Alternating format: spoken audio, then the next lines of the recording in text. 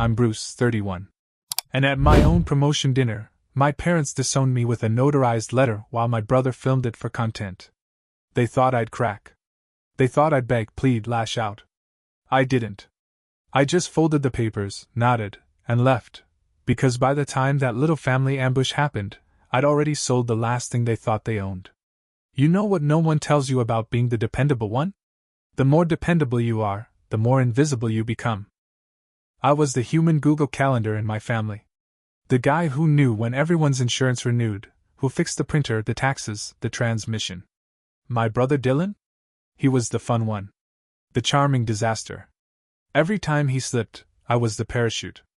And every time I helped, my parents called it love. They never called it extraction. So when I got promoted, Senior VP of Equities, mind you, not a small feat, they planned a family dinner at this upscale place that smelled like steak and status. I wore my best navy suit. Shaved. Practiced my modest but grateful smile. The kind you post on LinkedIn. The waiter said, "Congratulations," as he poured the water. Mom cried happy tears. Dad cleared his throat like he was about to deliver a speech. Dylan had his phone out already, camera angled just right for a reaction video. Then came the envelope. Cream-colored. Heavy paper. My name in my father's handwriting. "From all of us," Mom said like it was a birthday card. I opened it. It wasn't a card. It was a legal letter of disownment. Dylan whispered. "Smile. Camera up." They laid out everything they thought I owed them and how I'd failed to be emotionally supportive. They cited bullet points. Asset support. Never rendered. Language like a lawsuit. A notary seal like a bruise. All for what? Because I said no, for once. Because I told them I wasn't covering another one of Dylan's financial failures. I folded the papers back up, stood, and left. My mom's voice followed me out. "Bruce, don't be dramatic." But it wasn't drama. It was math. And I'd already done the calculations. The thing about people who expect your silence is, they never prepare for your stillness. I wasn't mad when I walked out of that restaurant. I wasn't even sad. What I felt was clean. Like walking out of a burning building and realizing you don't smell like smoke. I got back to my apartment and didn't cry. Didn't rant. I sat at my kitchen table and laid the letter flat, smoothed it out, and read it again. My eyes caught on phrases like emotional detachment, unreciprocated loyalty, familial severance. It read like someone suing me for not being more available. The irony? I had already been gone for months. Not physically. I still showed up to Sunday dinners. Still answered the frantic phone calls. Still ran Dylan's credit check when he swore this time it was different. But emotionally? I had started stepping back the moment Dylan forged my name on that consolidation loan. $62,000 in old credit card debt. My signature at the bottom, traced like a school project. The loan officer called me at 8:12 p.m. on a Tuesday, chipper and polite. "Just verifying some details for your guarantee of Mr. Fisk's application." I remember staring at my phone like it had just accused me of murder. When the PDF hit my inbox, my heart didn't pound. It hardened. I didn't scream. I didn't call Dylan. I emailed my firm's compliance office. I forwarded the file. I told the truth. And then I pulled up a spreadsheet I'd kept since I was 22. Each line had a date, a dollar amount, and a reason. Emergency car. Business seed money. Rent. Groceries. Dylan's life, funded one guilt trip at a time. I added a new line. Unauthorized loan.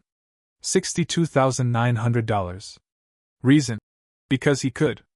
After that, I stopped picking up the phone. That restaurant ambush? It wasn't a surprise. It was the final invoice. And I wasn't paying it. 3 days after the dinner, Dylan posted a video. Title: When Success Breaks a Family. Thumbnail: me, walking out of the restaurant in slow motion. Soundtrack: some sad piano piece with too much reverb. Caption: Sometimes the people closest to you hurt you the most. It got 200,000 views in 24 hours. The comments? Brutal. Wow, his brother really left during a family dinner? Money changes people. You don't need that kind of negativity in your life. I didn't watch the whole thing. I didn't need to. I lived it. He turned me into a plot twist for his followers. A cautionary tale. His own brother disowning the family for a paycheck. Meanwhile, Mom texted me a picture of the empty dinner table. You should have stayed. We could have talked. Dad emailed me a PDF titled Draft Financial Mediation Proposal. It included a payment plan, with my name already filled in as the lender. I didn't respond. Because the truth is, the thing I sold before that dinner wasn't a stock or a bond or even my silence. It was my permission. Permission to be used. To be filmed. To be dragged in as the solution to a problem I didn't cause. To be rewritten as the villain in someone else's comeback story. They lost that privilege the day Dylan used my name without asking. But they didn't know that yet. They thought the disownment letter was the shock. The climax. They didn't know I was the one holding the pen now. I didn't post a rebuttal. I didn't send a cease and desist. I went quiet. And silence scares people more than noise. On Friday, I got an email from HR. Someone had anonymously reported me for insider trading. The compliance team investigated for exactly 11 minutes. Their response: report dismissed. Already disclosed and cleared. Guess who signed the anonymous complaint? Yeah. Family helps family, right? Monday morning, I arrived at the office early. Not because I had to, but because I wanted to. I brewed the coffee myself. Answered a few emails. Ran some numbers that didn't need running, just for the pleasure of it. When my team filed in, they found me exactly where I always was, composed, focused, 10 steps ahead of the market. The SVP they'd learned to trust when everything else turned to noise. What they didn't know was that I was also quietly building a firewall, not for the firm, but for myself. I contacted a lawyer that afternoon. Not for a lawsuit. For something cleaner. A cease of consent. An official, notarized declaration that my name, likeness, and reputation were not to be used, financially or digitally, by any member of my family without my written permission. They sent a return letter within a day. From my parents' attorney. I opened it at my desk between client calls. Subject: withdrawal of prior dissolution statement. Tone: almost cheerful. Corporate with a splash of desperation. Upon reflection, the family hereby rescinds all previously documented severances and affirms continued relational ties with Bruce Fisk. Continued ties. Like we were coworkers after a minor HR issue. There were 2 handwritten notes tucked inside. One from Mom. Let's move on. I'll make roast on Sunday. And one from Dad. Family is messy. Let's shake hands and put this behind us. I filed the letter in a drawer labeled Family Documents. Just above my lease and beneath a copy of the original disownment letter. Meanwhile, Dylan posted an accountability update. No apology. Just vague talk about toxic patterns, cycles, betrayal. He turned off the comments. Added a link to his new Patreon. He messaged me later that night. We cool? I replied. We're done. His reply came instantly. Come on, man. We're brothers. This is just drama. We can turn it into something. Think about it, dueling perspectives, 2 paths to success. I've already drafted a pod EP. We just need your voice. I stared at that message for a full minute. The saddest part? He really didn't understand. This wasn't drama. This was freedom. I stopped answering unknown numbers. I stopped reading the texts. I stopped flinching when the phone buzzed because I finally believed I didn't owe them an audience. Dylan went quieter. Not out of remorse, out of recalibration. The video didn't have the impact he wanted. People stopped watching when there wasn't a feud to consume. He tried again with a new series. Rebuilding from rock bottom. He staged a crying scene in front of his laptop. He posted clips of inspirational quotes over footage of him jogging slowly in branded sweats. The views tanked. No conflict, no content. He messaged again. Let's give them what they want. Talk it out. Stream it. Split the revenue. I didn't reply. Then Mom left me a voicemail. Teary, dramatic. Your father's not sleeping. Dylan's in therapy. We just want the family back. We miss you. The next message was colder. You're being cruel. This isn't what we raised you to be. That line. Classic. They always confused boundaries with betrayal. The moment I stopped absorbing damage, I became the villain. That's the rule in families like mine. You can give your spine, your wallet, your name, but the moment you ask for respect instead of repayment, you're selfish. I didn't push back. I just stopped feeding the story. Then I did something that really messed with their narrative. I thrived. My clients didn't leave.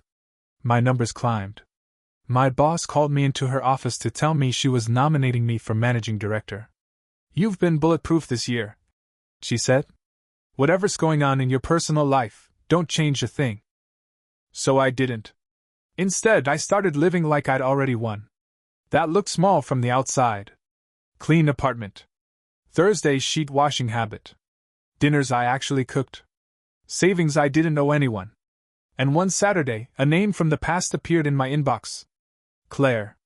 Dylan's ex from his pre-content era. Smart, kind, too good for him then and probably now. Her message was short. "I thought you should know. He's been using your name to threaten vendors. Telling them his brother on Wall Street will ruin them if they don't pay up. I'm sorry. I didn't know how bad it got." I replied. "You don't know me for his choices. But thank you." And I forwarded her screenshots to my lawyer. "You wanted a villain, Dylan? I'll show you what it looks like when he brings receipts." 3 days later, my lawyer sent a formal letter to Dylan and my parents' attorney. 3 pages. Clean. Unemotional. The kind of precision people mistake for cold when what it really is final. It stated, my signature had been forged on a $62,900 consolidation loan application. All legal evidence had been preserved and submitted to the appropriate internal compliance bodies. Any further use of my name in financial agreements, explicit or implied, would result in immediate civil action. And just for clarity, using my name in online videos or digital content without my express permission counted as commercial use. I had never consented. Dylan didn't reply. Mom did. A text. "How could you sick lawyers on your own family?" My reply. "I didn't sick anything. I defended myself." Dad tried calling, probably hoping to sound reasonable. He didn't leave a message. The next video on Dylan's channel opened with him staring directly into the camera. Rebirth. That was the title. Just one word. He didn't say mine. He didn't need to. The implication was loud enough. He talked about people who don't understand what it means to rebuild, fake supporters who vanish when the money runs dry, and cutting ties with toxicity to heal. He posted a photo of a new microphone. Opened a Patreon. Said he was starting a new chapter. Unfiltered. Unforgiving. Unapologetic. I didn't watch the full thing. The clip was forwarded to me by a client, yes, a client, who said, "Hey, this isn't about you, is it?" I said, "No." Because it wasn't. Not really. Dylan wasn't posting about me anymore. He was posting to prove he didn't need me anymore. Except he did. You could smell it in the over-edited footage and the quotes he never quite understood. You could hear it in his voice. Not anger. Not even sadness. Panic. The kind of panic that shows up when your favorite story, the reliable brother always returns, stops being true. I wasn't coming back. Not for the views. Not for the roast. Not for the tears. That version of me? He was already sold. I didn't hear from them for weeks. That might sound sad to some people. To me, it felt like a vacation. No sudden emergencies. No guilt-laced voicemails. No financial fires disguised as quick favors. Just space. Clean, quiet space.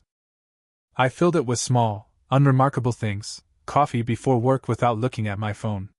Laundry that didn't pile up. Walks without AirPods. I even started replying to non-urgent emails with, "I'll circle back Monday," and meaning it.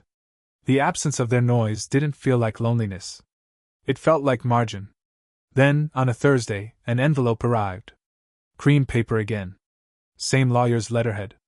I'd opened it with all the drama of a man checking a utility bill. Inside? A one-page statement. After discussion and reconsideration, the undersigned hereby retracts all language in the prior notice of familial severance. We acknowledge missteps and affirm continued recognition of Bruce Fisk as a valued member of the family unit. I stared at the word, unit, like it owed me an apology. Tucked behind it were 2 notes again. Mom's. We just got carried away. Let's have dinner. I'll make lamb. Dad's. Time to let it go. We're family. Always. I filed both in the same folder as the first disownment letter. Labeled the tab, Family Documents, Official and Otherwise. I didn't respond. There wasn't anything left to say.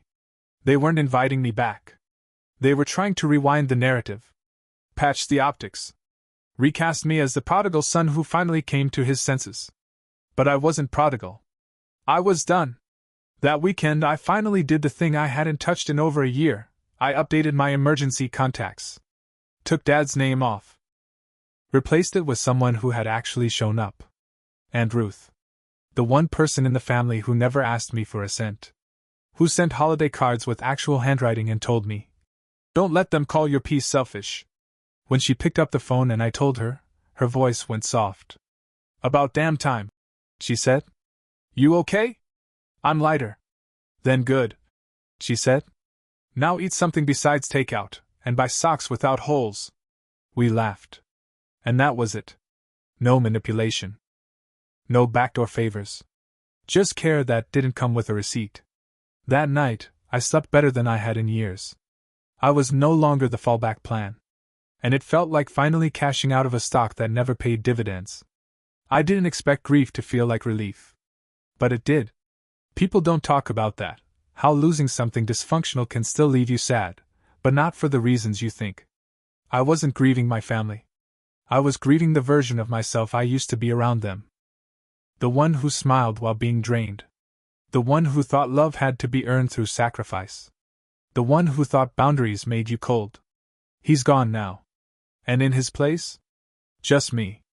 It's weird at first, living without the constant noise. You reach for your phone expecting a problem. You open your texts waiting for an emotional invoice. But when nothing comes, you start learning how much energy you were spending bracing for impact. I invested that energy somewhere new.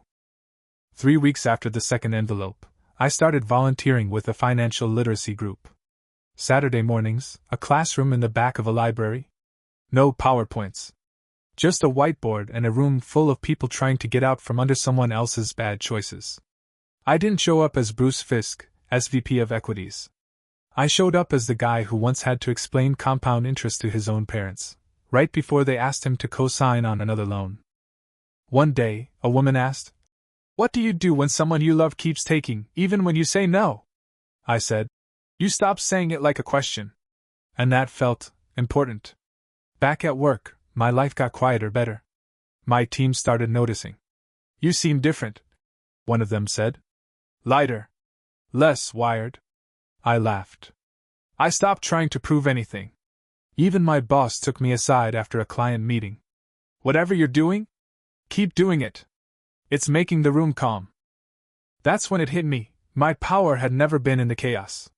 It had always been in the clarity. Meanwhile, Dylan's channel went dark. For a while, I thought maybe he'd burned out. Or grown up.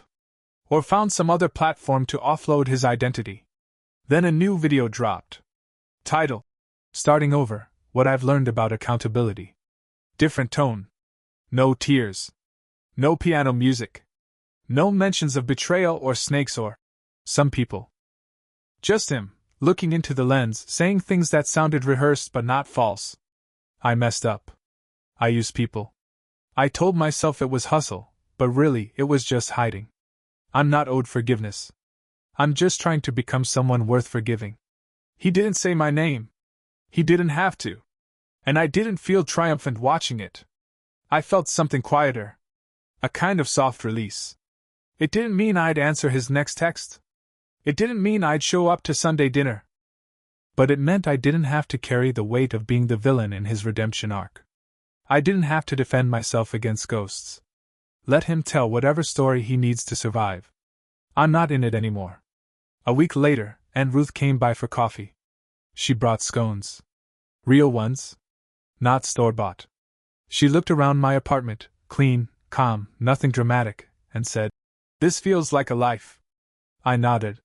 "It finally does." Then she pulled out an envelope. Not cream-colored. Just white, with a little smudge of jam from her thumb. Inside? A photo of me at 14. Standing in front of a busted vending machine at my brother's soccer game. Face neutral. Shoulders tense. One hand holding a clipboard. "You always look like you were taking care of everything," she said. Even then. I stared at the photo for a long time. Then I put it on my fridge, next to my promotion letter and the sticky note I wrote the night I decided to be done. It said in blue ink, "You don't owe them your ruin." That became my North Star. Because here's the truth. You can love people and still walk away. You can forgive someone and still never speak to them again. You can be the responsible one and still say, "This is not mine to carry." I used to think strength looked like staying. Now I know, it looks like walking out of a restaurant in a navy suit with your name intact. It looks like sitting alone at a kitchen table and knowing that peace, actual peace, has no audience. It looks like teaching a stranger how to read a credit report and realizing you needed that lesson more than they did. It looks like saying, "No," with your whole chest and not explaining it afterward. That's not cruelty. That's clarity. And if my family ever learns that, good. But I'm not waiting. Because I already learned it. And I'm done being useful at the expense of being whole. My name is Bruce. I'm 31. And I'm not a story they get to tell anymore. I closed the account. And I kept the pen.